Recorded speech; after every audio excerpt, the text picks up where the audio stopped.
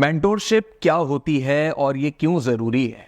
देखें, आपको ज़िंदगी के अंदर आगे बढ़ने के लिए किसी ना किसी का सहारा ज़रूरी चाहिए होता है। आपका मेंटोर कोई भी हो सकता है, लेकिन अगर मैं आपसे खुद ये कहूँ कि तुम्हारे सामने 100 लोग हैं और उन सब की अपनी अपनी फील्ड है, कोई डॉक्टर है, कोई इंजीनियर है, कोई मीडिया पर्सन है और कोई उसमें एग्रीकल्चर का एक्सपर्ट है, कोई पॉलिटिशियन है, कोई लॉयर है। इसी तरह 100 डिफरेंट फील्ड्स के लोग तुम्हारे सामने खड़े हैं और तुम इनमें से किसी एक शख्स का इंतखाब कर लो जो तुम्हें गाइड करे, तो तुम किसका इंतखाब करोगे? यकीनी तौर पे तुम उसी शख्स का इंतखाब करोगे जो तुम्हारी फील्ड के अंदर तुम्हें गाइड कर सके। फॉर एग्जाम्पल, तुम अगर एक सॉफ्टवेयर इंजीनियर हो तो तुम उन 100 लोगों में से इंतखाब करोगे एक सॉफ्टवेयर इंजीनियर का, क्योंकि तुम ये जानते होगे कि तुम्हें एक सॉफ्टवेयर इंजीनियर वो मेंटोरशिप प्रोवाइड कर सकता है जो लॉयर नहीं दे सकता, जो एक मेडिकल फील्ड का अफसर नहीं दे सकता, ना वो एक मीडिया पर्सन दे सकता है। बेशक दूसरों के पास सॉफ्टवेयर की नॉलेज हो, सॉफ्टवेयर इंडस्ट्री की भी नॉलेज हो, लेकिन इसके बावजूद मेंटोर तुम्हारा वही बन सकता है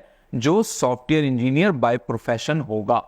इसी तरीके से जब आप अपनी प्रोफेशनल लाइफ के अंदर आते हैं तो आपने एक तो सबसे बड़ी गलती ये की होती है कि आपने अपनी एजुकेशनल लाइफ में किसी को मेंटोर नहीं बनाया होता। और बच्चों से जब मैं पूछता हूं तो वो दिल रखने के लिए बोल देते हैं जी वो टीचर मेरा मेंटोर है, और कुछ कहते हैं आप ही तो मेरे मेंटोर हैं। ये सिर्फ लफाजी होती है। हकीकत में मेंटोर आपका एक तरीके का ऐसा काउंसलर होता है जैसे किसी बीमार आदमी के लिए डॉक्टर की इंपॉर्टेंस होती है, कि वो कहता है ये मेरा फैमिली डॉक्टर है, इस डॉक्टर के बगैर तो मैं चल नहीं सकता। जैसे किसी शख्स को अपने कानूनी मामलात में लॉयर की नीड होती है, वो कहता है लॉयर के बगैर तो मैं चल ही नहीं सकता, मेरा मामला आगे नहीं बढ़ेगा, ये सारे लीगल चीजें मेरा legal expert adviser, legal adviser या लॉयर देखेगा। इसी तरीके से आप अपनी जिंदगी में सबसे इंपॉर्टेंट आपकी जिंदगी में करियर ही होता है, और उसमें आप बगैर किसी करियर गाइडेंस के, बगैर किसी करियर काउंसलर के, बगैर किसी मेंटोर के आप चले जा रहे हैं। खुद सोचिए आप क्या जुल्म कर रहे हैं अपने साथ, और आप फिर क्या डिसीजंस लेते हैं? बेतुके डिसीजंस लेते हैं। ऐसे बच्चे इंजीनियरिंग की, उसके बाद 2-3 साल बाद दिमाग अपसेट हुआ उनका और MBA में एडमिशन ले लिया, और उनसे पूछा जाता है क्यों ले लिया, वो चीज़ समझ में नहीं आया। भाई 4 साल इंजीनियरिंग पे लगा दिए, 3 साल उसकी फील्ड में लगा दिए, 7 साल बाद जाके तुम्हें समझ आया कि तुम्हें मार्केटिंग में MBA करना था। और उसके बाद भी उन्होंने क्या किया? उसके बाद भी वो कहते हैं कि अब हम टिकटॉकर बन जाएं, यूट्यूब चैनल खोल लें, उससे अर्न कर लें। तो इसका मकसद है कोई लाइफ में उनका एम नहीं था, बस पैसा ही कमाना था, उन्होंने ज़रूरियात ज़िंदगी पूरी करनी थी। तो फिर इंजीनियर भी नहीं बनना चाहिए था। तो अगर जिंदगी के 7, 8, 10, 12 साल इस तरह गवा चुके हो, बर्बाद कर चुके हो, या नहीं भी किए और इसी फेज से गुजर रहे हो, तो भाई बचा लो अपनी जिंदगी के। ये बहुत इंपॉर्टेंट ईयर्स होते हैं आपकी जिंदगी के।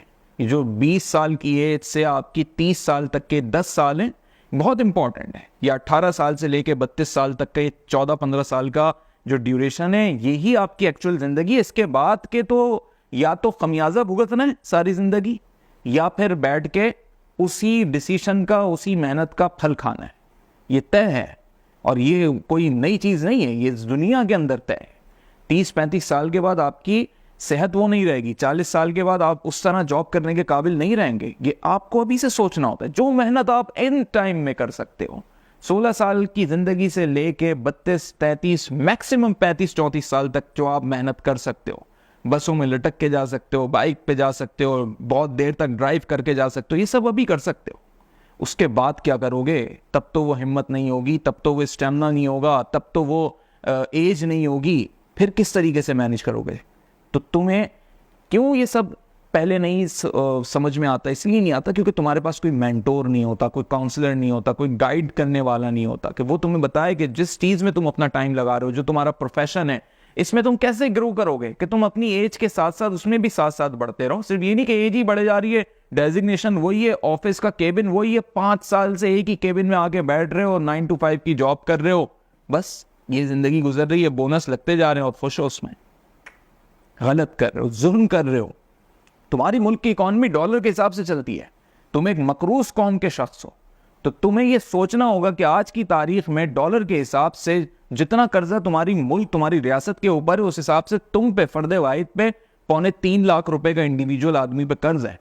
और तुम्हारी इकॉनमी में फ्यूल हो, तुम्हारी इकॉनमी के अंदर, तुम्हारी स्टेट के अंदर, यानी हमारे मुल्क के अंदर, चाहे बिजली का मसला हो, कोई भी चीज हो, जैसे ही डॉलर ऊपर नीचे होगा वो इफेक्ट होगी, उसके भी प्राइस बढ़ेंगे या कम होंगे। तो कम होना तो पिछले 70 साल की तारीख में हमें इतना नहीं दिखाई देता, 99% बढ़ती हुई हमें चीज़ें दिखाई दी हैं, आपको भी यही दिखाई दी होंगी। तो तुम्हारी अगर सैलरी उतनी रह जाए और तुम्हारे बोनस भी लगते हो 10-10, 15-15% के, तुम्हें जो है अप्रेसल भी मिलते हैं, उसके बावजूद भी तुम एक वक्त पे आके मीट नहीं कर पाओगे, और ये वजह बनती है इन्फ्लेशन की। फिर बंदा कहता है यार क्या फ़ायदा इंजीनियरिंग करने का, क्या फ़ायदा इसका। फ़ायदा तो तब होता जब तुम्हारे पास कोई मेंटोर होता। तुम आज भी मेंटोर को अडॉप्ट कर सकते हो, तुम आज भी मेंटोर को हासिल कर सकते हो। और देखो, ये दुनिया का वाहिद केस है जिसके अंदर आप मेंटोर को हायर नहीं करते, उल्टा अडॉप्ट करते हैं। यानी वो आपको अडॉप्ट नहीं करता, आप अडॉप्ट करते हैं उसको। आप कैसे उसे अडॉप्ट करते हैं? क्योंकि आप किसी भी मेंटोर को जब डिसाइड कर लेते हैं आप मेरे मेंटोर होंगे, अव्वल तो ये कोई ऐसा मामला नहीं कि वो आपसे कोई फीस चार्ज करेगा। सबसे बड़ी बात ये कि उसको भी प्रोफेशनली, पैशनेटली उसको भी हो कि वो आपको गाइड कर सके। अब आपने उसके दरमियान अपनी कम्युनिकेशन लेवल को ऐसा स्ट्रॉन्ग करना होता है कि आप कहें कि मुझे मेंटोरशिप की ज़रूरत है, और वो करे आपके लिए मेंटोरशिप। देखिए, एक मेंटोर को सिर्फ क्या चीज़ चाहिए होती है? पैसे नहीं चाहिए होते किसी मेंटोर को, किसी काउंसलर को पैसे नहीं चाहिए होते, किसी करियर गाइड करने वाले को ये नहीं होता कि मुझे पैसे दोगे तो मैं तुम्हें करियर में गाइड करूँगा, ये नहीं होता। उसको सिर्फ ये होता है कि जो मैं टिप्स बता रहा हूँ उस पर इंप्लीमेंट कर रहे हो या नहीं कर रहे, उसको फॉलो कर रहे हो या नहीं कर रहे। गलतियाँ तुम अपनी वही दोहराए जा रहे हो और तुम टिप्स को फॉलो नहीं कर रहे। जिस तरह एक जिम का इंस्ट्रक्टर होता है, वो आपको कहता है यार ये नहीं खाना, और इस दिन चलो चीट मील आप एक दिन कर सकते हो, और वो भी इतने लिमिट तक कर सकते हो, लेकिन आप रोज जो है ना फास्ट फूड खाओ उसी के सामने, तो दूसरे तीसरे दिन उसका माइंड ही कहता है यार बेकार में इस शख्स के ऊपर मैं मेहनत कर रहा हूँ। हर इंसान को किसी दूसरे इंसान के ऊपर, बिलखुसूस मेंटोर को अपने स्टूडेंट के ऊपर, अपने प्रोफेशनल बंदे के ऊपर मेहनत करना तब अच्छा लगता है जब उसे ये फीलिंग होती है कि मैंने जो इसको गाइडेंस दी उसने उसे फॉलो किया। फॉर एग्जाम्पल, मुझे एक बंदे ने, एक बहुत बड़ी कंपनी के सीईओ ने 2 बुक्स गिफ्ट की, और 2 बुक्स गिफ्ट करने के बाद उन्होंने मुझे ये बोला कि we will meet after 6 months, यानी मुझे 6 मंथ्स का टाइम दिया। उन 6 महीनों में अगर मैं वो दोनों किताबें इतनी भी ना पढूं कि मैं बैठ के उनके साथ डिस्कस कर सकूं, तो मेरा क्या इंप्रेशन जाएगा। और वही हुआ कि मैं एक बुक को पढ़ सका, एक बुक को नहीं पढ़ सका, और मेरा इंप्रेशन जब अच्छा नहीं गया तो उस 6 महीने की मुलाकात के बाद मुझे कोई दूसरी किताब गिफ्ट में नहीं मिली। और अगर मैं ऐसा कर लेता तो फिर क्या होता, मुझे फिर कोई तीसरी किताब गिफ्ट में मिलती।